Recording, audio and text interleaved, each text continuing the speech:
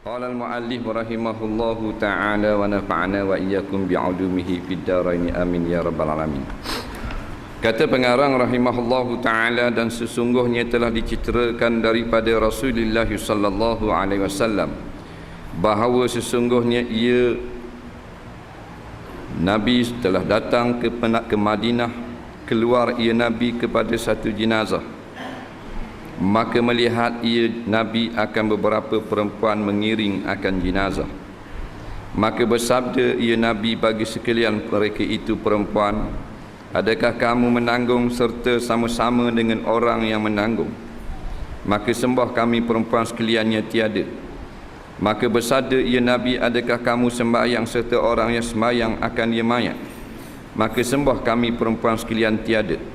Maka bersabda Rasulullah sallallahu alaihi wasallam, bagi sekaliannya balik oleh kamu sekalian, tidak ada ziarah dan tidak ada pahala. Maka sekalian mereka itu perempuan disuruh mereka itu dengan tetap di dalam segala rumah mereka itu, kerana mengkhidmatkan bagi segala suami mereka itu. Nescaya menyamai akan yang demikian itu daripada mereka itu perempuan sekalian, taat dan ibadat bagi segala laki-laki. Kata pengarang rahimahullahu ta'ala, suatu hari Nabi sallallahu alaihi wasallam berjalan di bandar Madinah.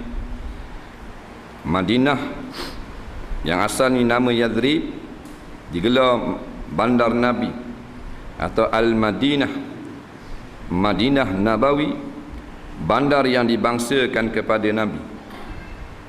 Nabi keluar ke bandar Madinah dan Nabi lihat ada kematian, ada berlaku kematian satu hari di Madinah. Dan Nabi lihat ramai kaum perempuan yang datang tempat orang mati ni, berduyung-duyung, orang puang mari. Bila Nabi tengok ramai sangat orang puang ni mari kat orang mati, Nabi tanya, "Guana ramai ni?" "Tukang pikul jenazah." Nabi tanya, "Mana kamu menanggung serta orang yang menanggung? Kamu ni pikul jenazah ni ke puang yang ramai nak kerja pikul jenazah kat pergi kubur?" Jawab orang perempuan, "Dak." "Ke kamu semayang mayat?" Nabi tanya. Orang puan jawab, "Dak juga." "Dan buat benda ni beriak cok ni, ramai sangat ni." Nabi kata, "Pergi balik lah, balik di rumah ha, duduk di rumah ha. Tak payah ziarah-ziarah lah, tak ada pahala ziarah. Balik di rumah kerana Allah suruh duduk dalam rumah." Maka dapat kita mengambil pengajaran daripada cerita ni, kalau nak keluar ziarah orang mati, dia ada adab-adab ni, bukan tak boleh orang puang. Dia kena adab-adab ni. Yang pertama, dia kena minta izin suami dia, walaupun adik-beradik dia orang mati. Kerana izin suami ni adalah satu kewajipan yang berkekalan, walaupun dalam kes berlaku kematian, mati kena minta izin suami. Dalilnya Nabi kata balik duduk di rumah dan berkhidmat kepada suami-suami. Maknanya kalau suami itu benar pergi melawat jenazah, boleh lah. Tapi kalau suami tak benar, pakai tinggal gitu, walau melawat jenazah sekalipun, tak ada pahala, tak ada ziarah. Asalnya ziarah ini sangat dituntut oleh Islam. Dalam suatu hadis yang terkenal daripada Abi Hurairah radhiyallahu an, kata Abu Hurairah, qala Rasulullah sallallahu alaihi wasallam, haqqun lil muslimi 'alal muslimi khamsun. Benda yang berhak atau menjadi satu kemestian seorang Islam atas saudaranya yang juga Islam itu 5 perkara. 5 perkara Nabi kata, benda yang mesti. Yang pertama Nabi kata raddus salam, menjawab salam. Yang kedua tasmitul atis, berkata yarhamukallah bila saudaranya bersing berkata alhamdulillah. Yang ketiga wattiba'ul janaiz, mengikut jenazah, iaitu mengiring jenazah kepada kubur. Yang keempat wa'iyadatul marid, menziarahi saudara maranya yang sakit. Dan yang kelima, wa ijabatud da'wah, memperkenankan panggilan kenduri. 5 perkara. Yang pertama, raddus salam, Nabi kata. Menjadi satu kemestian, satu sunnah, satu fitrah. Tapi ulama' menggolongkan dia sebagai wajib. Beri salam tu sunat, jawab salam itu adalah wajib. Dia ada beberapa tempat yang kita tak wajib jawab salam.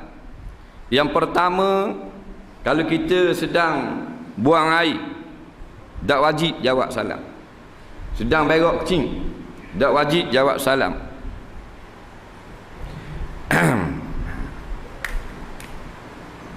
Yang keduanya, apabila salam itu diberi oleh orang kafir. Orang kafir beri salam ni tak wajib jawab.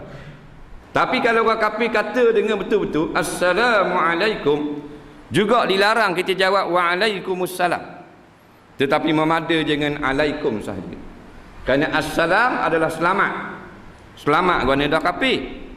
Innal ladzina kafaru min ahlil kitab wal musyrikin fi nari jahannam khalidina fiha. Sesungguhnya orang-orang kafir daripada Yahudi Nasara dan orang-orang musyrik penyembah berhala duduk di dalam api neraka jahanam kekal selama-lamanya. Macam mana kita nak jawab Waalaikumsalam, atas kamu itu selamat. Yang kedua, tashmitul atis, iaitu tashmit bagi atis. Atis ni ialah orang yang orang bersing, dipanggil atis, bukan artis. Artis hak malam kemarin stadium joget macam anak beruk, itu artis. Ini atis. Nah, orang yang bersing. Bersing ni sunat kita kata alhamdulillah. Bersing sunat kata alhamdulillah.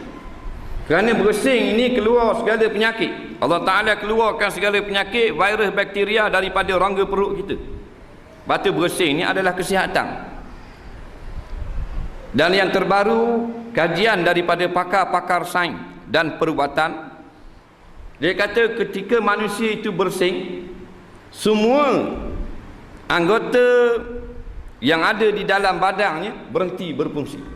Jantung tak bergerak, buah pinggang tidak bergerak, semua tidak bergerak belaka ketika bersing.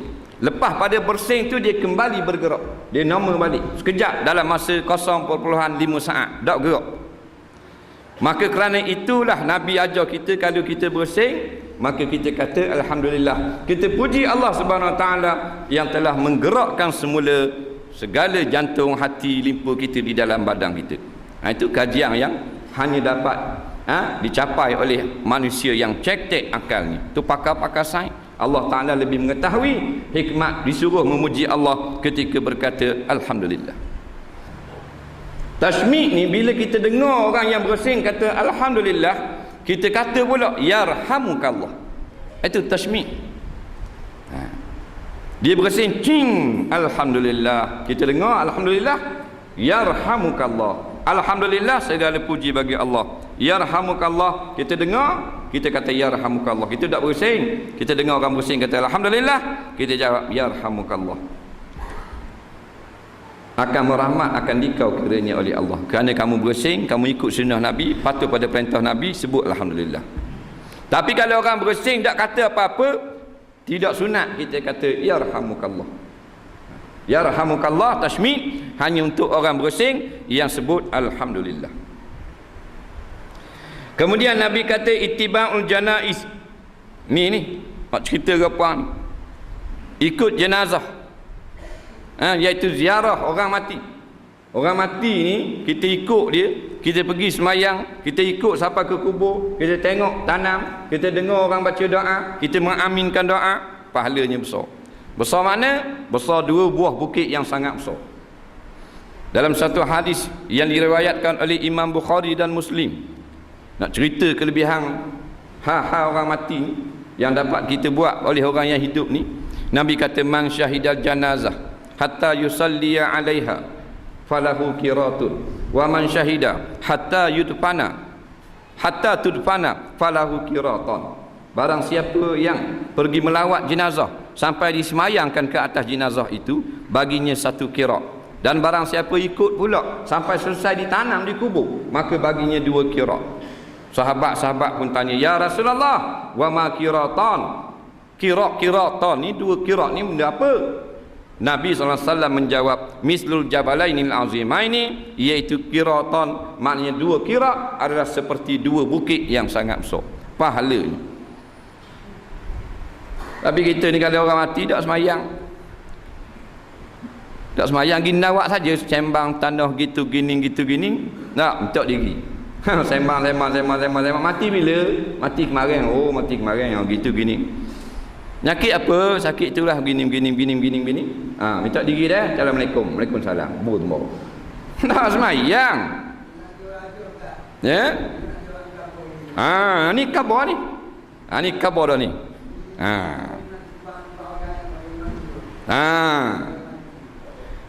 Kita ni orang lelaki, orang puan tak apa. Orang puan dia lain. Sebab Nabi kata tak payah semayang banyak lah, balik-balik rumah ha. Mukhimat bagi suamimu sama dengan pahala semayang banyak. Dan kita orang lelaki, tapi banyak berlaku bila kematian tak sembahyang, ziarah saja. Banyak alasan apa tak semayang, tak ingat bawa piyah.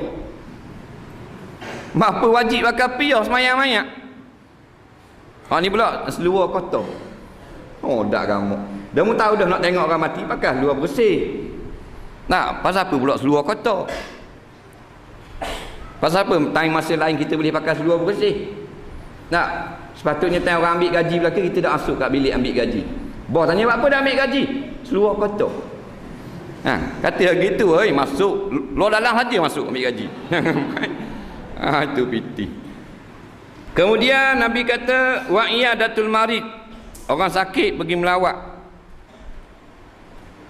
Yang kelima, yang akhir sekali Nabi kata wa ijabatud da'wah, kita perkenankan panggilan kenduri nikah.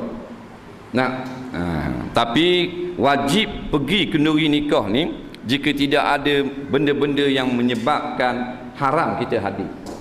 Di antara yang haram kita hadir kenduri nikah, iaitulah ada arak umpamanya dituang, minum arak. Di antaranya lagi yang kita tak wajib hadir, kita kena jauh daripada majlis nikah ini, seperti menggunakan pinggan daripada mah dan perak. Walaupun rumah raja, rumah menteri, pinggan mah, pinggan perak ni orang laki-laki perempuan haram guna. Innama ya'kulu fi aniyatiz zahabi wal fiddah ya'kuluna yujarjiruna fi butunihim nara atau kama qala. Hanya sahaja mereka yang makan dalam pinggan bekas sudu, garpu, periuk, senduk daripada emas dan perak menggelegakkan api neraka di dalam perut mereka itu. Dah wajib hadir kalau ada gelas mah, pinggang perak, sudu mah, sudu perak. Ataupun ada nyanyi, ada nyanyian, ada persembahan hiburan, artis-artis mari nyanyi pada majlis niat kahwin, kita dijemput sama, dah wajib hadir. Sekalipun mas kahwinnya sampai 22,000, dah wajib hadir juga, kerana ada nyanyi. Kita dah hadir tengok di rumah. Tengok di rumah dah, tengok juga Tok Imam tu. Nabi kata mun pikul jenazah, mun semayang orang mati, mun tukang mandi orang mati, yang sibuk sangat kat rumah orang mati ni, memberi kacau saja. Balik, Nabi kata, Nabi marah tu. Kita tengok keadaan sekarang ni, Allah Rabbi, kalau orang mati orang puang, nampak dengar orang mati, mandi terjun lalu lah kalau mandi, tabung. Tengah-tengah duduk usuk hong, tengok orang mati. Nak tahu lokasi kat mana? Mandi dengan bedak, dengan gecu. Nampak dah dia mati dah, kita pakai gicu. Nampak dah orang mati tu, nampak dah kita dengan pakai shadow, dengan pakai tendang sulang pula, dengan pakai baju baya, dengan pakai macam-macam peseng, nak pergi kat orang mati, bukan kat orang hidup. Lain temunat tu. Orang hidup ni mati dah ni bang guni gandung nak pun sekekuk atas kepala, mana orang nampak. Ni masalah dah boleh. Sebab tu Nabi kata balik duduk di dalam rumah. Wa qarna fi buyutikunna, kata Allah dalam Quran, duduk dalam keadaan sejahteralah kaum perempuan di dalam rumah-rumah kamu, melainkan benda yang tak dapat tidur. Kita nak pergi semayang-mayak tu, orang puang penuh lah rumah. Tuan rumah kata naik, kita nak naik kerana orang puang penuh dalam. Lalah dia lari tiket, dia duduk biar tu. Dia duduk biar dinding duduk. Kita semayang tengah tu. Dia takkan tak mau tengok. 18 tahun. Bukan 81. Tu imam rokok tu. Tengok tang ke dia. Ni yang kata. Dia cengah-ngok depan jom je. Patut tengok orang mari semayang banyak. Tuan masuk dalam. Kalau tak masuk, tuan orang kata masuk dalam. Mana boleh orang duduk sini orang nak semayang. Tak berani nak kata gitu. Pasal tak tahu kala kat tuan rumah.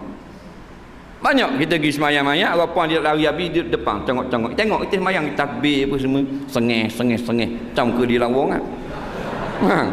Jadi rohak, jadi fitnah. Bila tengok orang lelaki tengok, jadi fitnah. Nah, jadi tak tahu benda dah. 5 kepak takbir, 5 kepak. Dah main bawah gitu kan. Orang nak turun mayat pula, Allahu Rabbi. Dia jengok kot pintu, kot tikak. Kot tikak ni 560 tip kepala. Aduh jungat. Dah kita pikul khanda nak turun, gelosor dengan khanda-khanda. Nah, dia kelintang ke dia, kaki gelasok tangga.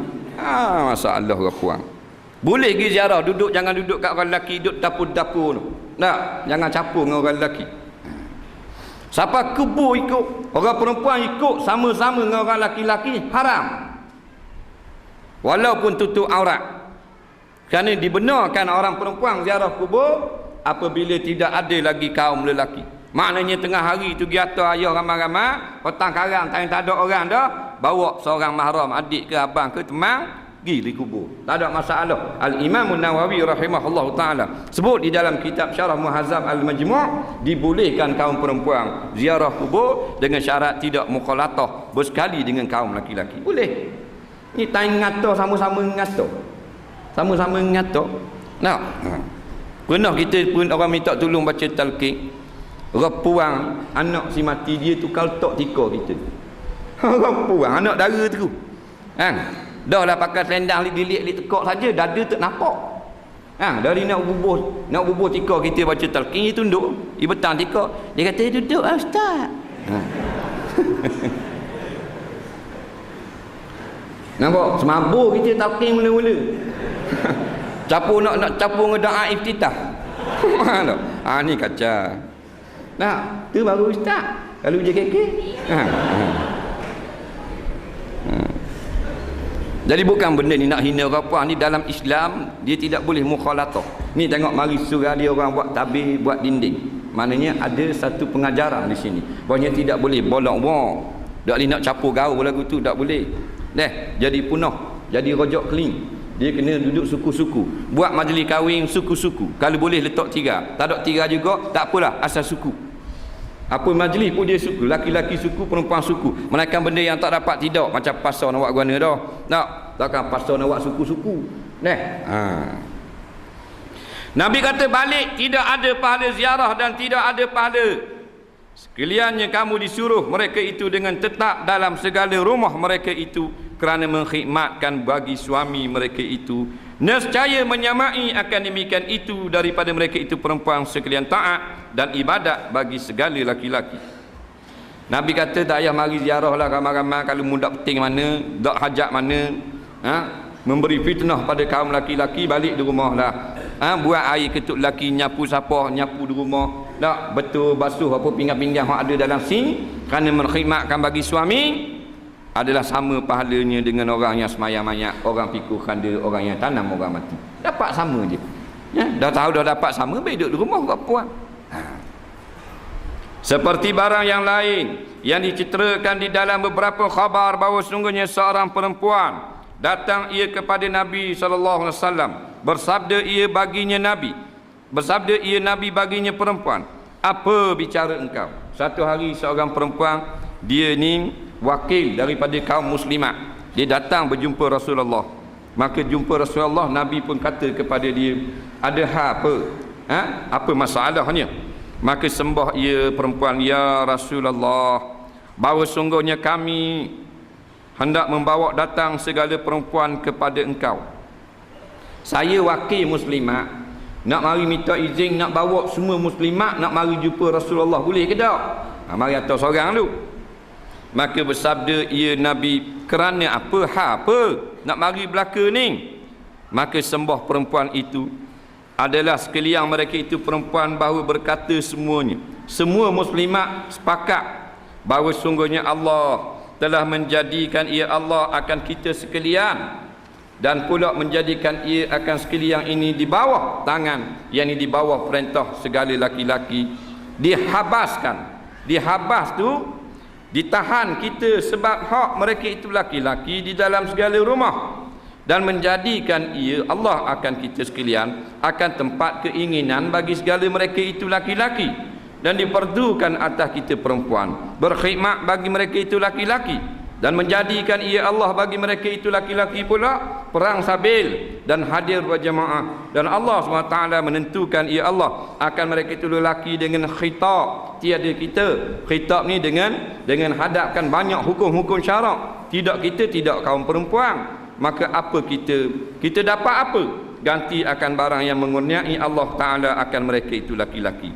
Maka hairanlah Rasulullah SAW daripada sebaik-baik ibaratnya perempuan, dan berkata ia Nabi, tiada aku lihat akan seorang perempuan yang telah baik dan manis perkataan pada pekerjaan Allah daripada engkau. Allahu Rabbi. Orang ni kata kaum perempuan muslimat belaka nak mari tanya, nak jumpa Rasulullah, nak tanya gini, Allah yang menjadikan kita laki-laki dan perempuan, tetapi Allah melebihkan kaum laki-laki. Allah Ta'ala fardukan bagi kaum laki-laki ni dengan semayang jamaah, semayang Jumaat, berdakwah, mengerjakan kerja-kerja fardu kifayah, boleh berceramah, boleh berkhutbah, jadi tok imam, jadi tok bilal, pergi perang sabilillah pula. Banyaknya kelebihan orang laki-laki. Kami orang perempuan ni benda kelebihan, duk main di rumah aja, hanya duk khidmat kepada suami. Mananya kami pahalanya, kami nak pahala sama dengan kaum laki-laki. Maknanya ni masalah dia cemburu dengan orang laki-laki. Inilah cemburu yang sangat dituntut oleh syarak. Hak agama suruh cemburu bab ni dalam bab fadilah.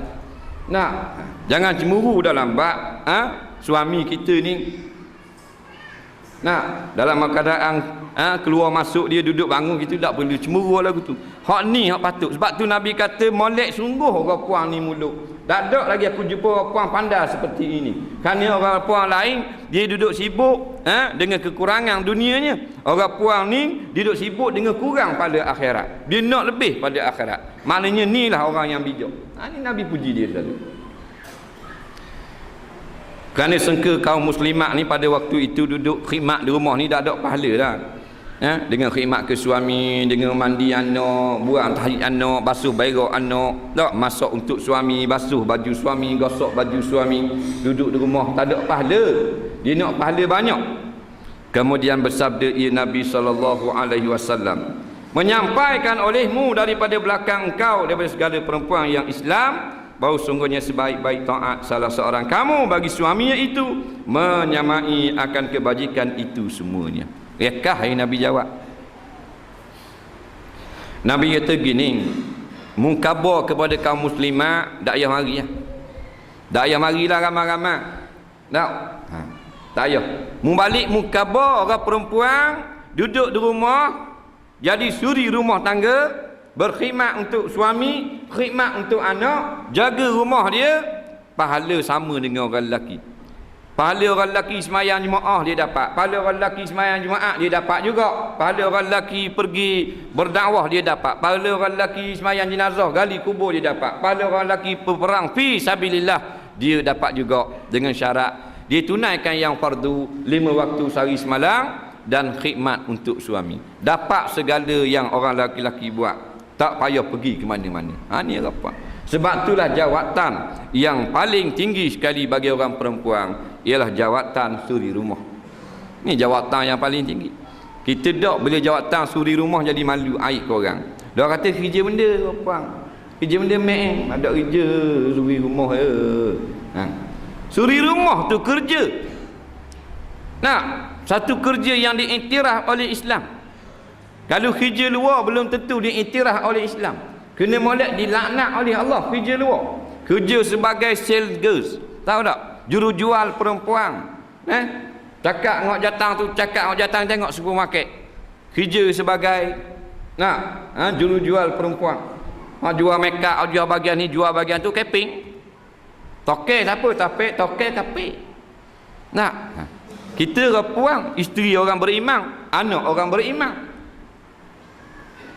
Ini semua ni kerja-kerja yang tidak diredai oleh Allah. Mendedahkan aurat, bercampur gaul, dengan sebab dapat keluar daripada rumah orang perempuan, maka terjadilah apa yang terjadi sekarang ini. Kebebasan yang tidak mengenal batas-batas. Dah kabar ke ayah nak pergi kerja bandar. Dah ayah kata pergi kerja mek. Ayah tak ada akal. Dia kerja. Boleh kerja kedai Cina. Boleh 500 bulan. Nak duduk takkan nak berulang jauh. Ulu Telmong. Duduk rumah sewa, dah sewa berkawang. Bila berkawang sama-sama yang bujang. Sama-sama bujang, ceritanya cerita apa? Cerita orang datang. Bila duduk ganda-ganda bujang, ceritanya mesti orang datang. Mesti orang lelaki, mesti boyfriend. Nak bila duduk sama-sama rumah sewa nak balik pukul berapa? Tak ada orang nak marah. Nak mak belebel lain, kalau kawan belebel tak jadi apa. Akhir-akhirnya awak naik orang laki-laki di rumah. Gitulah. Ini yang terjadi. Akhirnya menjadi dah perempuan-perempuan murahan yang kita dapat tengok hari ini, macam-macam jenis. Jadi jurujual ni haram kalau melanggar perintah-perintah syarak.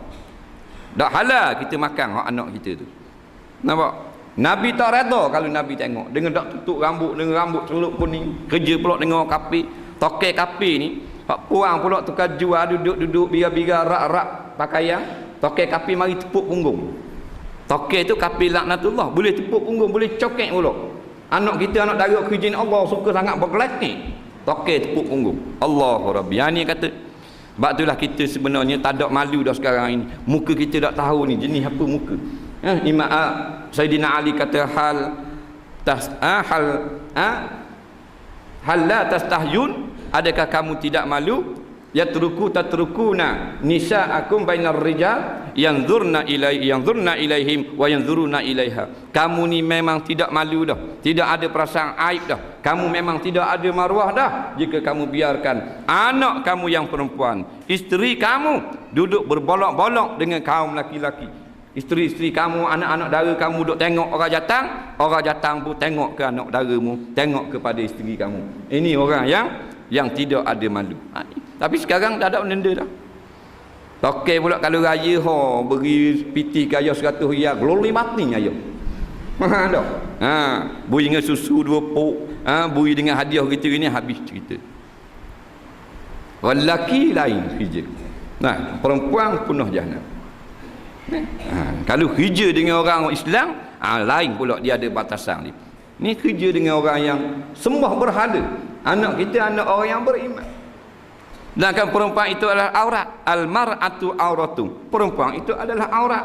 Fahbisuhunna fi buyutihinna. Hendaklah kamu jaga mereka itu diam di dalam rumah-rumah mereka itu. Apa guna kata Rasulullah? Kita wadok je. Seolah Rasulullah ni orang bodoh cakap. Tak ada orang nak layang. Nabi kata fahbisuhunna fi buyutihinna. Hendaklah kamu duduk diam. Letak dalam rumah diam-diam. Jangan ke sana kemari. Kerana mereka adalah mutiara. Mereka adalah benda yang bernilai tinggi. Kita waktu beg luar habis. Seolah-olah kita tidak lagi bertuhankan Nabi, bernabikan Nabi Muhammad sallallahu alaihi wasallam. Perkataan-perkataan Nabi tak laku belaka. Yang laku perkataan manusia.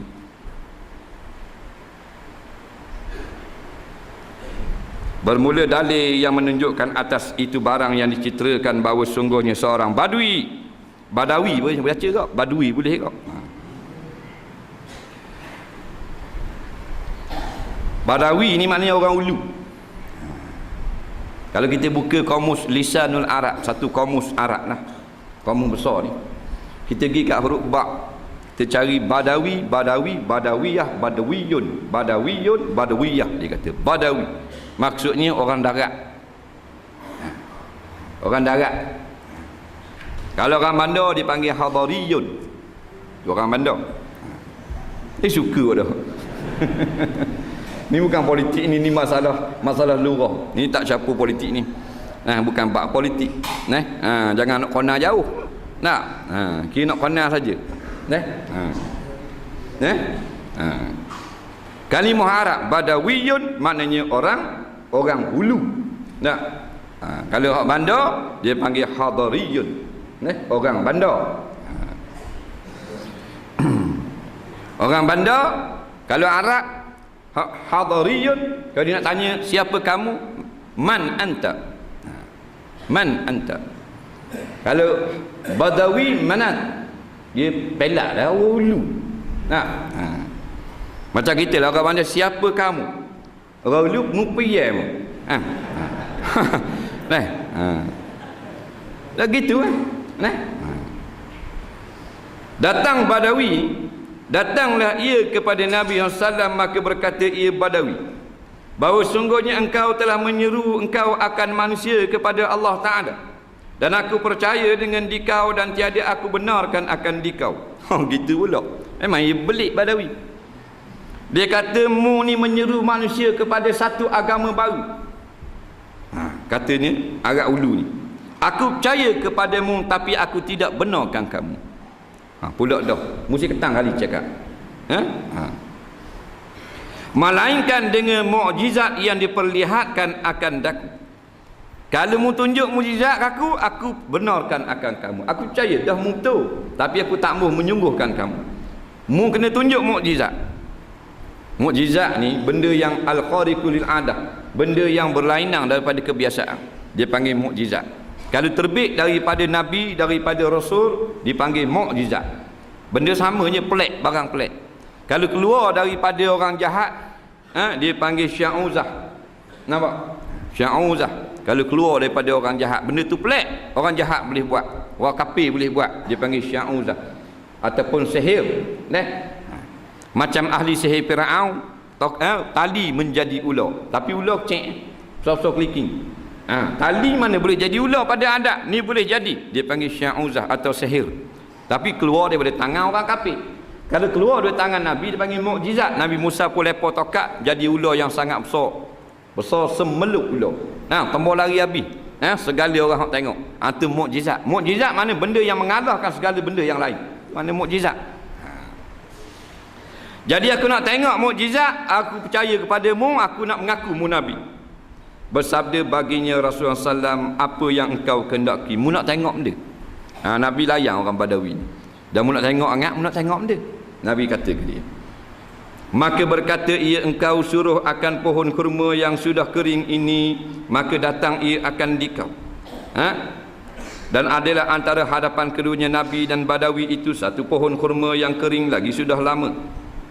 Maka bersabda bagi Badawi itu oleh Rasulullah, pergilah olehmu dan kata olehmu baginya bahawa sungguhnya Muhammad yang memanggil akan dikau. Kata Badawi ni, Rasulullah mu tengok tak pokok kurma hak mati dah depan. Ada pokok kurma hak mati dah dah. Pokok kurma betul hak mati. Bukan hak plastik kat rambut ladang tu. Hak mati dah, hak kering. Jadi Badawi ni kata mu boleh tak suruh pokok tu mari kat kita berjalan. Pokok hak hidup dah boleh jalan. Ni hak pokok mati dah nak suruh berjalan. Nabi kata gini lah mu suruh. Nampak? Dan mu nak tengok sangat mu suruh. Apa aku suruh pula? Nak suruh-suruh Nabi. Nabi kata gini, mu pergi kat pokok tu, mu kata Muhammad panggil. Dia lagi ajar lagu tu. Maka pergilah Badawi ni, dia pergi kat pokok tu. Dan berkata ia, hei pohon kurma, perkenankan olehmu akan Muhammad, bahawa sungguhnya ia Muhammad memanggil akan dikau. Dia kata, hei pokok kurma, nu Muhammad panggil. Pergi ya. Katanya Badawi pada ni. Maka bergerak-gerak pohon kurma itu pihak yang kanan dan tercabut segala akarnya, dan bergerak pada sebelah kiri maka tercabut pula segala akarnya. Lepas dia kata Muhammad panggil, bergerak-gerak pokok kurma. Tubik akar dia lekat di bumi, cabut habis. Ni mukjizat. Ni cerita Rasulullah. Ni kehebatan Rasulullah. Ini kebenaran daripada ayat-ayat Allah. Maka jadilah ia kurma yang kering datang seperti demikian itu kepada Rasulullah SAW. Datang siapa dekat dengan Nabi, pokok kurma boleh jalan. Maka tatkala hampir ia pokok kurma kepadanya, kepada Nabi memanggil ia kurma, assalamu alayka ya Nabi Allah. Pokok kurma beri salam. Tu hebat Rasulullah. Dah orang tak mau beriman kepada Rasulullah, hak beriman dah jadi kafir semula, masuk Kristian macam-macam. Tuhan beri dah beriman, dipilih kafir semula. Allahu Rabbi. Kalau dak masuk Islam semula, kekal patak neraka. wa matu wa hum kuffar, orang yang mati dalam keadaan mereka itu kafir, wa huwa kafir, mereka kafir, maka atasnya wajiblah laknat Allah, laknat malaikat, laknat segala manusia, laknat segala benda yang kena laknat. Dia orang kafir ni, dia tengok kita masuk Islam, dia nak supaya kita jadi kafir semula. Cara dia buat datang segala benda-benda milah, cara hidup dia supaya kita ikut. Walaupun kita tak masuk Kristian, kita tak istihar masuk Kristian, tapi kita ikut cara hidup dia, kita telah pun mengikut milah orang kafir. Nah, walan tarda ankal yahudu walan nasara hatta tattabi'a millah, millatahu. Millah ni bukan agama gitu, mana cara hidup. Orang kafir Yahudi Nasara tidak akan reda sampai kamu ikut cara hidup mereka. Sekarang umat Islam habis ikut cara hidup dia. Pakaian macam dia, mendedahkan aurat. Nah, tak semayang, memusuhi ulama-ulama, menjauhi daripada masjid, rumah-rumah Allah. Tak macam kafir ya. Cakap khabar pula. Nah, jauh daripada cerita-cerita Al-Quran, tak ada berlandaskan nas, berlandaskan nafsu semata-mata, macam orang kafir. Lepas kalau kita ikut sebahagian daripada ajakan daripada barat ni, kita jadi kafir semula. Ya ayyuhallazina amanu in tuti'u fariqan minal ladzina utul kitab, wahai orang-orang yang beriman, kalau kamu duk ikut sebahagian daripada orang yang telah diberi kitab, kata ulama tafsir al-yahud wan nasara, nampak, yaruddukum an dinikum, mereka itu akan menyebabkan kamu, nampak, kembali semula daripada Islam, jadi murtad ni, habis jadi murtad. Nah, cara dia gini, dia mari kat kita, dia tak kata masuk Kristian, dia tak kata gitu, dia tak kata gitu. Nah, caranya nak suruh jadi Kristian, dijauhkan kita daripada memahami akan peraturan agama kita sendiri. Cara gitu. Dia buat main, dia buat sokang, buat hiburan, buat joget, buat menyanyi. Hari ni joget, esok nyanyi. Hari ni menyanyi, esok joget. Lusa bunga api, tulap joget pula. Dia main gitu. Tak ada masa nak dengar kalang-kalang ulama, pesanan-pesanan para guru, tak ada masuk ke telinga, hanyut lama. Gitu lah. Di rumah hanyut kat di rumah. Cerita pas drama swasta, cerita Melayu, cerita Keling, cerita Cina, cerita musik, cerita Jepun pula ada. Macam-macam cerita. Salah 1, 2, 3, 4, 5, 6, 7, 8, 9 habis licin. Tak, daripada pagi buka sampai ke negaraku. Dah tidur sama khoh-khoh gitu. Tak dah nak masuk segala tazkirah, pesanan-pesanan untuk menjadi panduan dalam kehidupan. Akhirnya jadi macam tidak tahu hukum, maka wak masuk cara dia, kita pun terima gini. Cakap khabar pasal orang kafir, terima. Pasal dasar tak ada dah. Asas tak ada dah. Dia buat lari daripada asas tu. Asas ni mendekati majlis-majlis ilmu. Gitulah. Maka jawab Nabi SAW, wa alaikassalam. Nabi jawab kepada pokok kurma. Maka berkata oleh Badawi itu, asyhadu an la ilaha illallah wa annaka rasulullah. Sabda baginya oleh Rasulullah. Dia pun mengucap selalu. Badawi ni mengucap. Bila tengok pokok kurma datang beri salam ke Nabi, sebagaimana yang dia nak tengok, Nabi jawab salam, dia pun masuk Islam. Maka sabda Nabi baginya oleh Rasulullah, memadailah akan dikau ini, artinya mukjizat ini. Padang dah dengan satu mukjizat ni aku tunjuk padamu, pergi baliklah, mu masuk Islam dah. Maka berkata ia kafa artinya memadailah, cukup dah. Tengok pokok yang kering boleh berjalan kepada Nabi, beri salam, Nabi jawab salam, tak cukup apa lagi? Cukup dah, dia kata kafa. Kemudian menyuruh oleh Nabi akan pohon kurma itu kembali, maka kembali pohon kurma kepada tempatnya. Nabi pun kata pada pokok kurma, mu balik tempat muasal tadi, balik. Maka berkata oleh Badui itu, ya Rasulullah, aku minta akan dikau satu mukjizat. Nak lagi lagi. Tadi kata cukup dah. Baik kata Badawi. Dia belik. Tadi dia kata cukup dah, memadai dah. Bila dia nak balik, dia kata ginilah, bertunjuk selagi mukjizat yang tiada pernah meminta akan dia oleh yang lain daripada aku, maka engkau perkenan akan daku padanya mukjizat, dan maka izinkan olehmu akan daku bahawa aku sujud bagi engkau sudah sujud di belakang tiap-tiap sembahyang. Dia kata ginilah, Dah mu ni memang Rasulullah sungguh mu tunjuk mukjizat, benda yang memang melemahkan manusia biasa daripada melakukannya. Aku nak minta sujud kepadamu macam orang sujud semayang. Dia nak sujud kepada Nabi. Maka sabda Nabi SAW, tiada harus sujud bagi yang lain daripada Allah Ta'ala.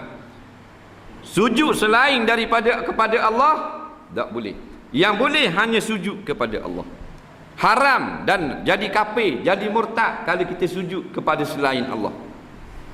Sujud kepada makhluk, kepada manusia jadi kafir. Ulama-ulama menyebut bahawa kalau kita rokok pada makhluk, hak rokok tu haram. Sujud jadi kafir. Walaupun niat bermain-main. Tak boleh kau. Benda kafir murtad dari main-main. Dan yang kata para malaikat disuruh sujud kepada Nabi Adam tu sujud lagu mana? Itu bukan sujud semayang. Sujud tu maknanya memberi hormat. Bukan sujud 7 anggota macam kita sujud atas tanah. Wa iz kunna lil malaikati isjudu li adama fasajadu. Dan ingatlah cerita tatkala kami, yakni Allah, kami perintahkan kepada para malaikat supaya mereka itu tunduk hormat kepada tu Adam. Itu tafsiran yang diberi oleh ulama-ulama. Maka sujud macam sujud semayang atau daya atas bumi ni hanya kepada Allah kita boleh sujud. Hanya orang yang ada sifat ketuhanan, iaitu Allah SWT seorang saja yang tunggal, yang ada sifat ketuhanan, yang layak kita atau daya ke bumi. Makhluk tak boleh. Dan jikalau harus bagi seorang bahawa sujud bagi yang lain daripada Allah Ta'ala, nescaya aku suruh akan sekalian perempuan bahawa sujud bagi suami mereka itu kerana membesarkan bagi hak suami mereka itu. Nabi kata tak boleh sujud sesama makhluk. Kalau tak haram, kalau bolehlah sujud sama makhluk, aku suruh dah perempuan sujud bagi suami. Tapi dah tak boleh, maknanya besarnya hak suami atas kaum perempuan. Isteri ni dia ada hak yang dia kena tunaikan apabila dia memiliki seorang yang lelaki bernama suami. Besarnya hak ni sehingga Nabi kata kalau boleh aku nak suruh sujud. Tiap-tiap suami balik kerja sujud berokok dari sebut atas bumi atas latar kerana mengagung-agungkan suami. Tapi oleh kerana Allah Ta'ala sebut telah mewahyukan kepada aku tak boleh sujud, hanya kepada Allah yang boleh sujud, sama makhluk tak boleh, maka aku tidaklah menjadikan perempuan itu wajib sujud kepada suami. Nak cerita di sini tentang sujud bagi suami ni, maknanya suami ni bukan main-main dah.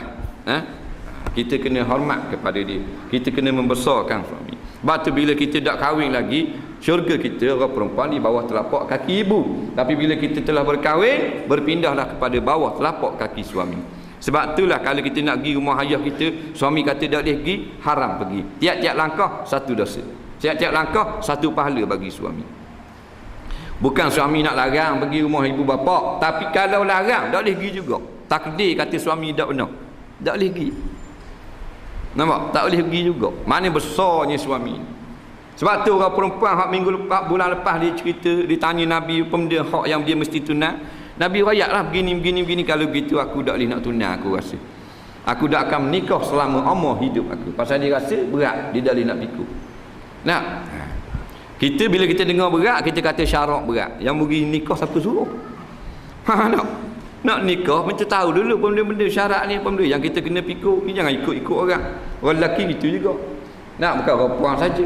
Tengok orang bawa bini nak pegang tangan bini tak tahu ke hukum hakam, tak tahu ke benda masalah pun tak tahu. Nak dah nikah macam ayam kucing tahi. Tak tahu ke hukum suami tak semayang, bini pun tak semayang juga. Tak ada apa-apa. Tulang mari tuk natu sekali, tuk tua sekali baru tuk lelaki nak semayang. Tuk tua mari tidur, tuk lelaki nak semayang. Nak tunjuk ke tuk tua, takut tuk tua kata tak semayang. Tuk tua 3 kali haji dah, segang juga. Nak masuk dalam bilik, tanya bini, garik apa kan? Tanya bini, garik berapa rakaat? Kau berderah ni ayah nak semayang, ayah ajak semayang jemaah. Bini kata Allah gitu pun tak tahu kau bang, 2 rakaat garik. Molek dah. Dia nak tahu macam mana dah kalau tok laki-laki tu. Tak tengok kalau nikah dah ni budak-budak muda. Hak jatah ni suami dah rata tekok kan. Pakai rata tekok. Kena laknat ni. Pakai yang perhiasan perempuan, laki-laki pakai kena laknat. Kena laknat ni mana jauh daripada rahmat. Tak ada rahmat hidup dia. Pakaian perempuan. Nah, suami pakai gelang tangan, luar pendek naik motosikal. Hak puang pula belakang, bini betul akad nikah, siap akad nikah. Dengan baju kecek, dengan tiuk lapuk. Tali aluh ni, tali ni aluh, bini dia. Dah reti kau syarat kalau pakai tali aluh gini. Baju di bawah, tali saku aluh. Aluh pada perambut kerapu. Allah. Maknanya kalau begitu keterampilan dia di khalayak ramai, maka dia memang tak reti hukum hakam agama. Memang tak banyak tak tahu dah. Dah dalam muka nampak warak pun tak reti benda dah. Hak nampak lebar dengan pakai dibak agak aku tanya hukum tak reti benda dah. Dah kalau hak kain pelah gitu, kau tak tahu benda lagi, mandi junub, benda mandi junub tak tahu. Nah. Maka mendulukan Rasulullah SAW akan hak segala suami atas segala perempuan, atas tiap-tiap hak, hingga mendulukan ia akan hak dua ibu bapa. Ibu bapa jadi nombor 2, nombor 3, suami nombor 1. Tapi dalam kes suami suruh benda yang tidak boleh, tidak harus pada syarak, jangan kita taat. Jangan bapa kata kita kena taat semua, ataupun suami ambil kesempatan mu kena taat dalam masalah ni, mu kena taat ke suami. La ta'ata lil makhluq fi maksiatil khaliq. Tidak ada boleh kita taat kepada makhluk dalam perkara yang menjadikan derhaka kepada Khalik pencipta, pada Allah. Ada gak suami dia guna kebodohan isteri dia, dia kata mu tak boleh, mu jangan, mu kena ikut aku belaka, mu derhaka masuk neraka. Betul dah, tapi perkara tu perkara salah. Suami suruh isteri buka tudung, nak pergi makan madang sekali takkan makan tudung, komang sepanah. Faham? Datuk-datuk ramai ni, Datuk J ada, Datuk L ada. Faham? Macam-macam datuk mari, takkan mu nak pakai tudung, bini datuk dah pakai tudung sekar haram, buang sekali jadi guna. Nak, jangan ikut. Hak tu tak boleh ikut. Hak tu kita kena lawan sungguh-sungguh. Jangan ikut benda haram. Benda haram ni ibu bapa suruh tak boleh, mak ayah suruh tak boleh, adik-beradik suruh tak boleh, suami suruh pun tak boleh, benda haram. Nak tahu haram halal tu kena ngaji, kena dengar, baru tahu benda tu salah. Dia kata pakailah baju lengan pendek sekali pasal minggu hari ni. Nak, pakailah umur sakmo, pakai luar umur ni berserebeh sakmo. Nampak? Siapa kawan-kawan aku tanya, dia ustazah ke apa? Dia suruh bini dia tu buang jibak sekali, pakai baju lengan sekerat, nak pergi beli apam balik dengan kuih jagung. Faham? Mana awak gua ni? Waktu lelaki dia tu ada kok jenis jahat gitu. Tak tahu ke hala. Seperti barang yang datang ia daripada tergaib pada mereka itu bagi hak dua ibu bapa dan zaujah atas barang yang dicerita, zaujah tu suami, atas barang yang diceritakan daripada Sayyidina Umar bin Al-Khattab radhiyallahu an, bahawa sesungguhnya ia keluar serta sahabat, maka melihat seorang perempuan menanggung ia akan seorang yang tua di atas belakang. Maka berkata oleh Sayyidina Umar, apa yang kepayahan ini? Maka menjawab perempuan itu, ya Amirul Mukminin, bahawa sungguhnya ia bapa aku. Allah Rabbi. Ni wanita soleh. Sayyidina Umar dia keluar bandar, keluar ke Pekang satu hari, dia tengok seorang perempuan, dia pikul orang lelaki atas belakang, orang tua tu. Naik atas gendong. Orang tua ni, pakcik tua ni, dia buat atas belakang puang gendong. Macam main gendong. Tak ada naik gendong. Pikul atas belakang. Bukan kalau ni tolak kereta roda. Nah, pakai pikul terus atas belakang. Maka kata Sayyidina Umar, hei perempuan, apa benda mu nebeng ni atas belakang pikul-pikul orang lelaki? Nah, jawab perempuan ini, wahai Khalifah Amirul Mukminin, hei Khalifah, wahai presiden. Dia presiden lah Khalifah. Ini ayah aku, ni aku pikul. Ayah dia pikul. Nak cari dua ni anak pikul ayah. Nak cari dua ni zaman ni. Kalau kata ayah sakit tu buat tak kursi roda hak tolak tu pun malah nak tolak. Mu tolak pula, aku sama tolak. Dia kata adik-beradik dia, badi tak mau tolak. Nah, ni pikul atas belakang. Kalau ayah sakit tak mau bela belaka. Ayah sakit badi tak mau bela. Cakap anda belaka begitu begini hukum hakam begitu begini. Tak, bersanggup tangan-tangan. Bro, ayah sakit, tak ada nak bela. 7-8 beradik tu sibuk belaka. Hak ni kata rumah dia payah nak basuh tahi ayah. Hak ni kata perempuan ni tak boleh bau tahi alergi. Hak ni kata wayar jauh dengan bilik air. Hak ni kata kalau di rumah gitu, pergi di rumah siapa nak jaga pagi-pagi anak sekolah belaka, perempuan kerja, banyak alasan. Ini masalah. Nah, ini yang kita dah jumpa dalam masyarakat kita hari ni. Masyarakat rosak gini. Hak ni pikir atas belakang. Sungguhnya jadilah ia seperti kanak-kanak, ingin ia pada tiap-tiap suatu saat. Orang tua ni, dia kata ayahku ni aku pikir ni, lenin jadi macam budak-budak nyanyok lah. Nah, duk minta sama, nak waktu minta. Tiap-tiap saat meminta-minta ia. Memang dah. Kita ni makhluk. Makhluk ni barang baru. Kita ni sebahagian daripada alam. Kaedah alam ni dia berubah-ubah. Dia tak ada kekal molek sama. Nah, apa tu kata ulama-ulama al-alamu mutaghayyirun. Alam itu dia berubah-ubah. Daripada kecil jadi besar. Besar jadi kecil semula. Kita masih beranak kecil. Nah, sekarang kita besar. Bila habis tua jadi kecil mula. Jadi kau kecil. Dia balik asal. Nampak? Mula-mula tu big pakai pamper. Nah, dah budak kecil. Lepas tu dah besar ni dah akal dah pamper. Mana ada orang pakai pamper orang umur 30 pakai pamper. Lain. Dia kira tahulah. Tapi bila tua balik pakai pamper semula. Pasal apa? Pasal dah reti dah. Dia gitu. Mula-mula dak rak budak-budak, lepas tu jadi gagah, akhir jadi dak rak semula. Itulah menjadi lumrah alam. Nah, menjadi sunnatullah. Allah Taala tetapkan pada alam ini perubahan yang sedemikian rupa. Yang tidak akan mundur, yang tidak akan kurang, yang tak cedera, yang akan sempurna selama-lama, Allah seorang juga. Hak lain dia akan rosak, akan binasa. Dia kata mitok sama ayah ni. Dan satu saat berkendak ia kepada bermain-main tanah, seperti bermain kanak-kanak yang kecil kadang-kadang nak pergi main tanah. Orang-orang nyanyuk. Nak? Orang nyanyuk kan? Tengok orang nyanyuk. Dia duduk, dia tak duduk tamu dah, tok dah. Duduk dapur gitu. Dia berok yang ambil tahi ni. Ni pelakon ni cucu lah. Pelapuk-pelapuk tu kepala. Menolong cucu ni. Nampak khabar ayah tok pelakon tahi. Kalau orang dah rajur dah main benda gitu. Tapi dah akal dia habis jadi budak-budak semula. Nampak? Nabi minta berlindung daripada tua yang jadi nyanyuk. Jangan jadi nyanyuk. Tua tak apa, biarlah tua pun panjang umur. Tapi jangan tua nyanyuk menyusah ke orang. Dan sekali pula meminta ia makan, kadang-kadang minta makan. Orang tua kan nak makan, beri makan dah. Kata makan dah ni kan? Oh, dah ingat. Tu orang tua. Dan sekali pula minta ia akan minuman dak air pula. Dak cakap nak layang kau, ni molek. Tengah malam katak dinding, kelakong katak dinding. Dak takut tak mau turun, nak benda. Tanya. Dak cerah lagi. Dak lagi, gelap lagi. Tak apa. Nampak? Kadang tanya jam, ni orang tua nyanyuk.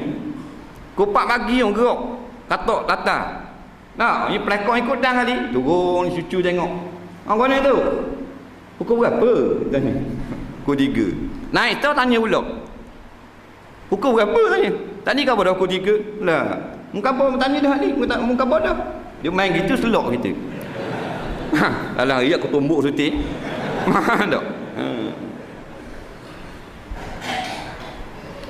Maknanya kena sabar dah dengan orang tua. Tapi kebanyakan kita tak tahan sabar dah. Kalau hak jadi ngepek ni tak tahan ni, jadi ngepek. Berek siapa anak cucu tak mau mari. Tak, kalau mari lebih macam-macam hal. Dari jalan dah mulut hidup. Mulut gerak lagi macam mulut put dagang. Tubuh kulit kah kerja, mulut tu diinjuk. Diinjuk di setan.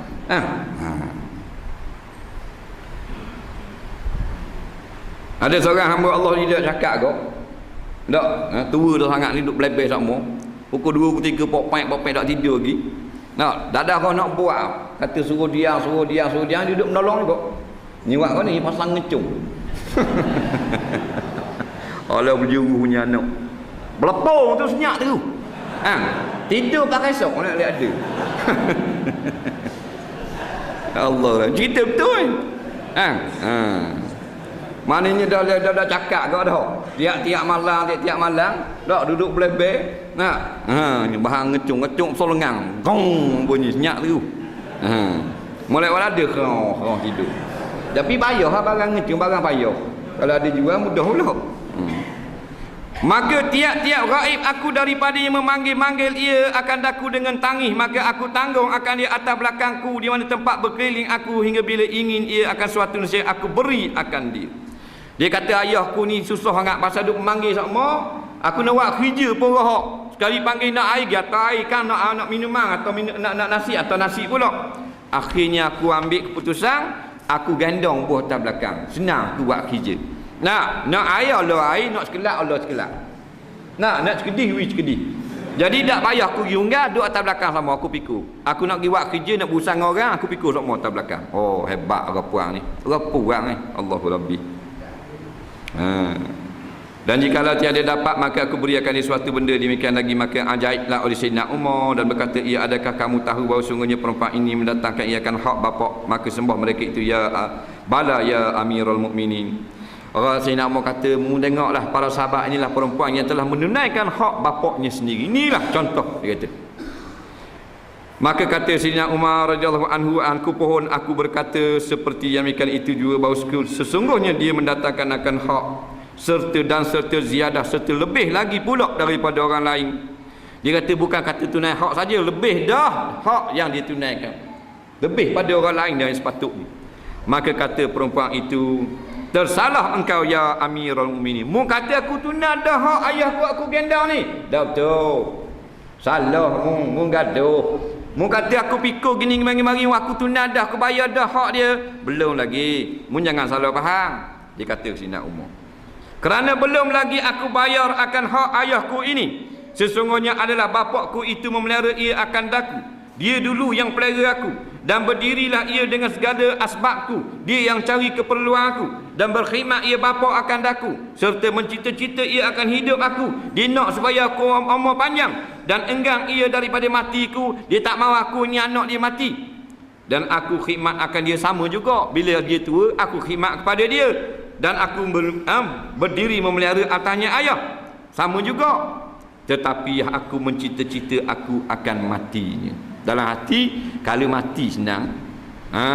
Sini tak, dia kata tak sama dengan ayah dia.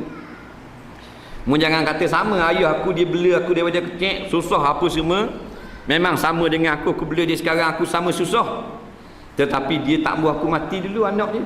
Aku sekarang tak cakap nak gendong kau. Mari tak mau dalam hati, kalau mati rehatlah aku, senanglah sikit. Jadi oleh kerana perasaan aku lagu tu, aku sebenarnya tak tunai lagi hak dia. Tak boleh nak banding dengan ayah kepada aku. Ayah tak mencita-citakan kematian aku mencita-citakan kematian ayah. Memang. Kalau anak ayah kita, mak kita dah rohak sangat nak jaga, siapa dak cakap nak cuti, tak cakap nak cuti, balik-balik dak mati kok. Memang kita nak suruh mati dalam hati. Tapi dak kata mak mati derah kek dah. Tak kata gitu dalam hati. Kalau mati yang sikit ni mari. Kalau mati yang sikit dak ya balik dah duduk Kuala Lumpur, duduk Johor Kakam, telefon. Mak nazak dah. Balik kita pukul 3 pagi dengan anak-anak tengah tidur dalam buah dalam apa akak bola kereta balik pucuk Johor. Dah orang kata mak nazak. Molek-molek ada subuh segom mega, petang sekarang mak pergi masa minggu pula. Dah kena 5 kali dak jeng. Faham? Pening kepala kau dia main nyakit lagu tu, mati ya senang. Dia mari lagu tu.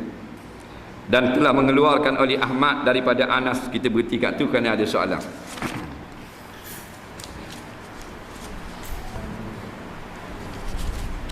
Mengikut Imam Syafi'i, semayang ada 3 peringkat. Solat awal waktu rahmat Allah, solat tengah waktu keredaan Allah, manakala solat di akhir waktu kemaafan Allah.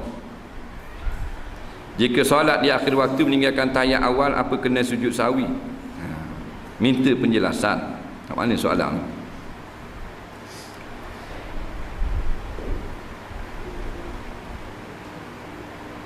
Maksud kata Imam Syafi'i, solat awal waktu rahmat Allah, solat tengah waktu redha Allah, solat akhir waktu maaf Allah. Sebab tu ulama-ulama mengatakan bahawanya yang paling afdal sembahyang ini adalah pada waktu fadilat. Waktu sembahyang dia ada waktu fadilat, ada waktu ikhtiar, ada waktu waktu jawas, dia ada waktu karahah, dia ada waktu tahrim. Maka solat Imam Syafi'i mengkategorikan solat membahagi pada 3 waktu. Umpamanya sembahyang asar tu daripada pukul 4 sampai pukul 7. ada 3 bahagian. Awal waktu ni bila? Awal waktu, masuk waktu orang bang, kemudian orang qamat, dan kita pun semayang bersama-sama. Dia itulah waktu fadilat. Waktu fadilat ni, kelima-lima waktu ni, situlah tepatnya azan, semayang sunat, qamat. Lepas pada itulah waktu fadilat. Melainkan sembahyang isyak, dia ada 2 waktu fadilat. Sembahyang isyak lain. Macam sembahyang isyak ni, sembahyang isyak ni dia pelik sikit. Dia ada 2 waktu fadilat. Nampak? Dia ada 2 pendapat ulama. Kedua-dua pendapat ini adalah betul belaka. Pendapat yang pertama mengatakan waktu fardhu yang paling afdal waktu masuk waktu isyak. Pendapat yang kedua iaitu apabila berlarutan separuh malam, mana tengah malam. Ada pendapat ini juga merupakan pendapat sebahagian besar daripada para sahabat, mengatakan solat isyak yang paling afdal tengah malam. Walaupun orang masuk waktu pukul 8.30, afdal semayangnya tengah malam sikit, pukul 11, 12. Kedua-dua pendapat ini adalah betul belaka. Kedua-dua pendapat ini adalah pendapat para sahabat radhiyallahu anhum ajma'in. Jadi bila kita tahu dah solat fadil semayang isyak ni dia ada 2 waktu fadilat, jadi tak timbullah masalah kalau ada kuliah, ada ceramah dipanjangkan sedikit lebih daripada waktu-waktu fadilat masuk waktu ni. Tak, kerana isyak dia ada 2 waktu. Yang tak boleh kita lambat-lambatkan semayang lain, subuh, zuhur, asar dan maghrib. Isyak dia boleh kerana dia ada 2 waktu. Dia gitu. Tapi kita tak aja dengar lah lagu tu.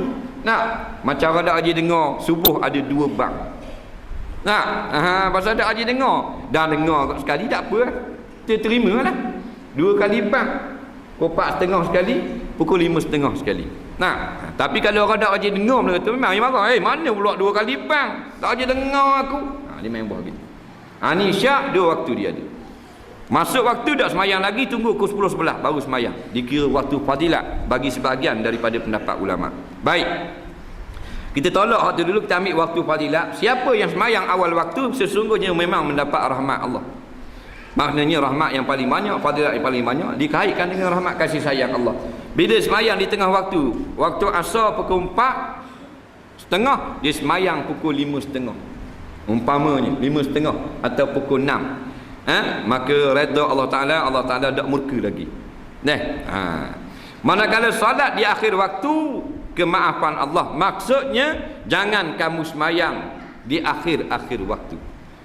Tetapi kalau di hujung-hujung itu tidak sampai keluar daripada waktu, hukumnya adalah makruh. Dan selayaknya kamu mendapat kemaafan daripada Allah, jangan kamu ulang di lain kali. Itu maksudnya kemaafan daripada Allah. Jangan buat lain kali semayang pukul 6 semayang asar, 6.30 semayang asar. Sebab maksudnya kemaafan daripada Allah, maknanya lain kali jangan buat. Memang kamu tidak berdosa pada hari ini, tetapi jangan diulang-ulang. Kerana takut diulang-ulang terlajak kepada di hujung yang menyebabkan sebahagian daripada semayang keluar daripada waktu. Jika solat akhir waktu meninggalkan tahiyat awal, apakah kena sujud sahwi? Dia gini, kita solat ujung dah. Kita solat tu hujung dah, hujung waktu. Kalau kita buat benda yang sunat, maka menyebabkan keluar daripada waktu. Kalau kita buat yang wajib saja, tak keluar daripada waktu, maka kata setengah ulama, hendaklah kita buat yang wajib sahaja, tinggal yang sunat-sunat. Tetapi kalau tahiyat awal ini ulama-ulama tidak mengatakan afdal lah kita tinggal. Maksudnya kalau kita rakaat, kita baca sekali saja subhana rabbiyal azim dan terus angkat kepala dan tinggalkan doa iftitah, kerana kalau melambat-lambatkan sangat menjadikan masuk dalam waktu yang lain. Maka tahiyat awal tidak tinggal kerana dia sunat abaat yang tidak pernah ditinggalkan oleh Rasulullah sallallahu alaihi wasallam, walaupun bukan rukun sembahyang. Habis tu. Beberapa soalan minta penjelasan. Yang pertama, suami merujuk isteri tanpa saksi, sahkah? Kedua, perempuan solat Jumaat Zuhur gugur ke tidak? Ketiga, puasa 6 gabung dengan puasa qada, sah ke tak? Yang keempat, hukum jual barang harga berlipat ganda haruskah? Kelima, beri zakat pada anak yatim bolehkah? Yang keenam, telur penyu boleh makan, kenapa penyu tak boleh? Set mana pula ni?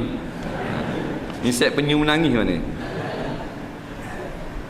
Yang ketujuh, makan sembelihan orang putih Nasara bolehkah? Yang ke-8, gugur kandungan haruskah? Dia tanya belaka kah tu.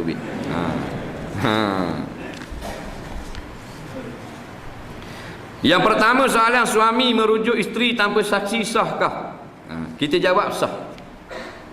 Ulama mengatakan siapa yang merujuk isteri yang telah diceraikannya sah. Sah lah. Dengan walaupun tidak ada saksi, dengan syarat, dengan lafaz rujuk yang betul lah. Yang kedua, isteri itu masih di dalam edah raja'iyah. Dia ada juga dalam edah ba'in. Edah raja'iyah. Edah raja'iyah ni edah yang boleh rujuk. Edah ba'in, edah yang tak boleh rujuk. Macam talak 3 dia ada edah kok, tapi edah ba'in tu tak boleh rujuk. Edah raja'iyah. Dia hidup masih dalam edah. Jadi katakanlah sempurna berlaku syarat, cuma dia rujuk tak ada saksi. Tak ada orang dengar. Dia seorang je lapas. Hukumnya sah. Kerana mengadakan saksi dalam bab rujuk adalah sunat, bukannya rukun, menjadi rukun rujuk ataupun syarat sah rujuk. Sunat kita biar ada saksi dengar. Mari seorang mendengar, aku nak rujuk isteri aku, mendengar ni. Sunat gitu. Supaya tidak ada perbalahan di kemudian hari. Tapi kalau dia kata seorang saja, saksi pun tak ada, isteri pun tak ada depan dia, sah juga syarat dia berlapah bagi orang yang boleh berlapah. Aku rujuk semula isteriku kepada perkahwinanku semula. Tak ada seorang dengar. Dan dia kata dia telah rujuk, hukumnya kembali menjadi isteri semula. Nampak? Tak wajib. Kalau dalam bab hudud dia wajib ada saksi. Dalam bab rujuk tak wajib. Dalam bab nikah wajib ada saksi. Nak 2 orang saksi, kita faham tak tu? Dalam bab rujuk sunat saja mengadakan saksi. Yang kedua, perempuan solat Jumaat Zuhur gugur ke tidak? Orang perempuan tak wajib solat Jumaat.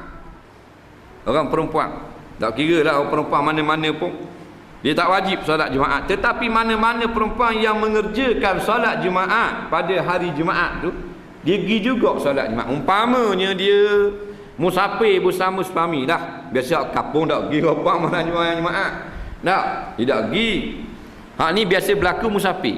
Nak balik Kuala Lumpur, nak balik Kuantan mana-mana, tengah jalan suami berhenti kereta solat Jumaat. Isteri pergi naik atik duduk kat muslimat solat Jumaat. Bila dia setelah solat Jumaat kaum perempuan ni yang asalnya tidak wajib atas diri dia, maka gugur fardu zuhur. Tak kena lagi sembahyang zuhur.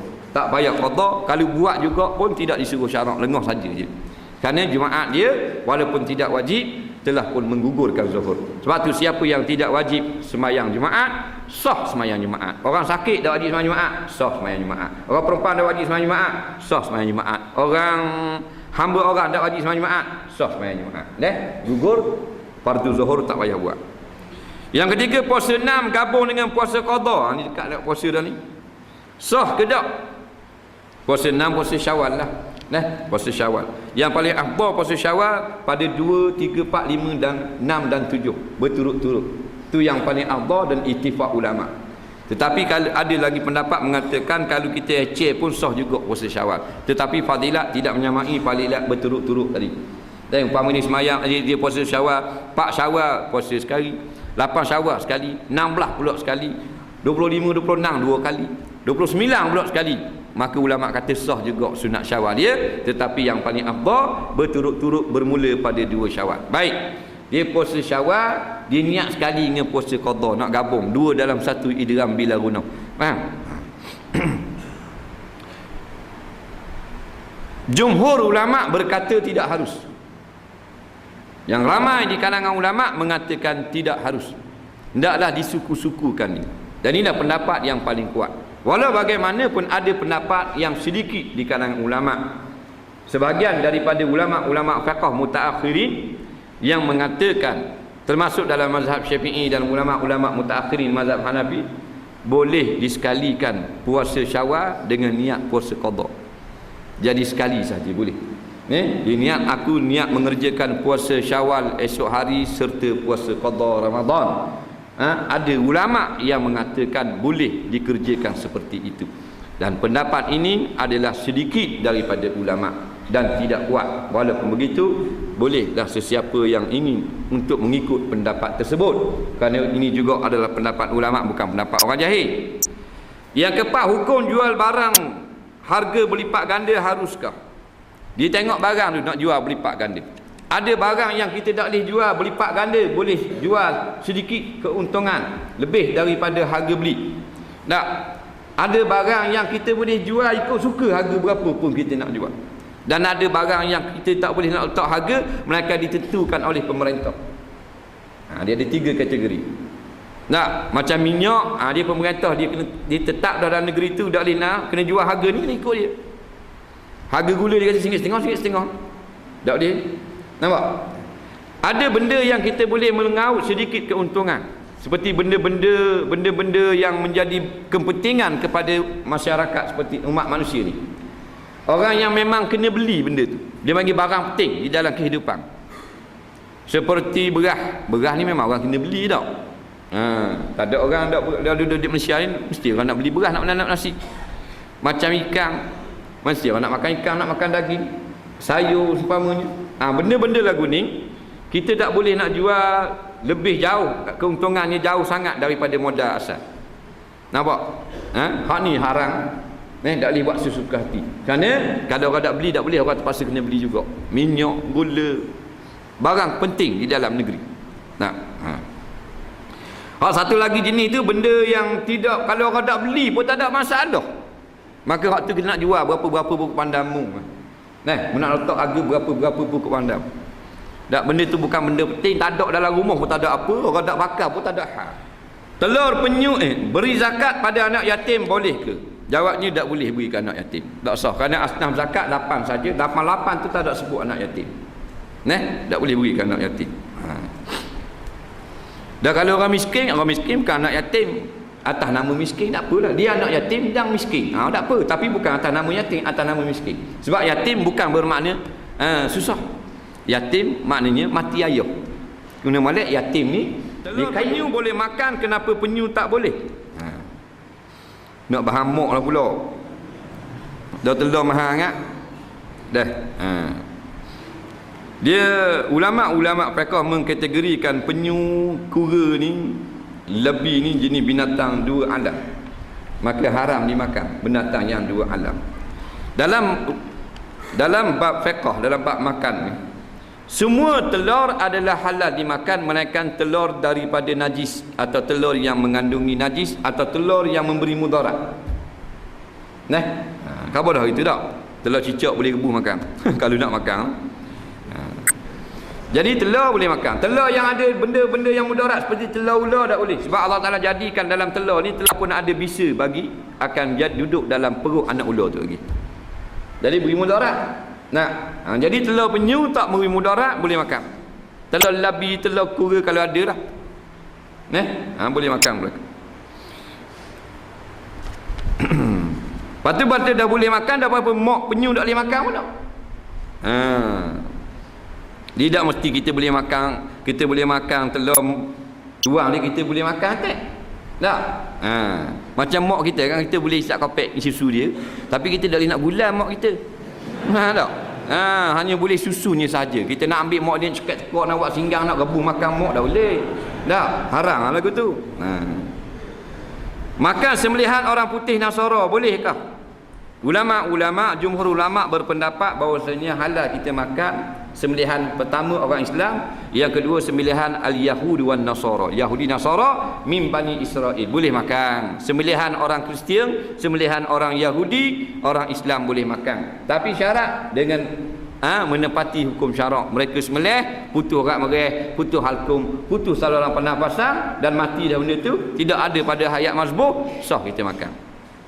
Adapun sembelihan orang Yahudi, orang Kristian yang dengan tidak mengikut hukum syarak, pakai cocok tekak, pakai buat bubuk apa benda ni, pakai tembok, pakai katok, pakai bubuh dalam bilik, waktu bik gas jadi lemah mampu habis, dah boleh makan gitu. Kena berhati-hati. Ada orang dia kata boleh makan sembelihan Yahudi Nasara, dia gini orang putih, hak orang putih sembelih boleh makan, padahal orang putih pakai cocok tekok mana sah pada syarak. Hak kata boleh makan sembelihan orang putih yang terima kitab Injil, orang Yahudi yang menggunakan kitab Taurat, walaupun kitab itu telah diubah, kerana nas dalam Quran mengatakan harus kita makan makanan sembelihan orang-orang Yahudi Nasara, dengan syarat mereka itu sembelih mengikut hukum syarak. Jadi kalau sembelih macam kita, putus orang merah, putus halkum, barulah kita boleh makan. Walaupun dia itu padri Kristian, kita boleh makan. Tapi sekarang ni tak guna taktik tu dah. Dia pakai katuk, pakai cocok tekuk, pakai tembok, pakai selang dalam air, pakai bahan kara, pakai bubuh dalam dewan yang sangat besar, lembu 4 ekor, dia buat tubik udara jadi lemah habis mampu. Senang cara lagu tu. Cara lagu tu tak boleh makan. Sebab kalau orang Islam buat, kita boleh makan tak? Tak boleh makan juga. Maka kalau Yahudi Nasara buat, kita pun tak boleh makan. Yang terakhir sekali, gugur kandungan haruskah?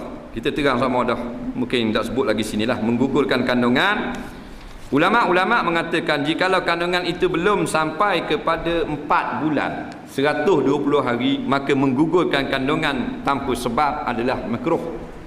Harus tu makna karahah, tapi tak berdosa. Dibenci oleh syarak, tidak disukai.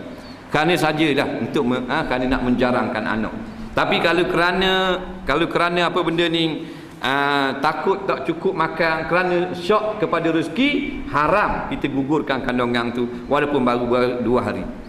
Tapi kalau lebih daripada 4 bulan, hukumnya adalah haram, melainkan kerana beberapa sebab. Di antaranya nasihat daripada doktor pakar, jika diteruskan kandungan tersebut boleh memberi mudarat kepada ibu yang mengandung nyawanya, maka ketika itu baru diharuskan menggugurkan kandungan tersebut. Sebenarnya selepas 4 bulan, maka budak itu telah ditiup roh dan akan dibangkitkan di padang mahsyar nanti. Kanak-kanak yang gugur, yang mati sebelum 4 bulan, tidak akan dibangkitkan semula di padang mahsyar. Kerana itu ulama fiqh kata, siapa yang mati anak dalam kandungan atau baru beranak, kandungan telah sampai 4 bulan, sunat ditaruh nama supaya dia akan senang dipanggil di akhirat nanti. Kalau kandungan tak sampai 4 bulan, baru 3 bulan 29 hari, sehari lagi nak cukup 4 bulan, disebut dalam hadis 4 bulan 120 hari baru tiup roh, maka tak sunat mati kita letak nama. Kerana budak ini 3 bulan 29 hari, tak sampai lagi 4 bulan, tidak akan dibangkitkan semula di padang mahsyar. Wallahu subhanahu wa ta'ala a'lam. Kita berjumpa lagi insya-Allah selepas daripada bulan Syawal nanti. Bismillahirrahmanirrahim. Alhamdulillahirabbil alamin, wassalatu wassalamu ala sayyidina Muhammadin wa ala alihi washabihi ajma'in. Allahumma anfa'na bima 'allamtana wa 'allimna bima yanfa'una. Rabbana zidna 'ilma. Rabbana atina fid dunya hasanah fil akhirati hasanah wa qina 'adzabannar. Wa sallallahu ala sayyidina Muhammadin wa ala alihi washabihi wasallam. Walhamdulillahirabbil alamin. Assalamu alaikum warahmatullahi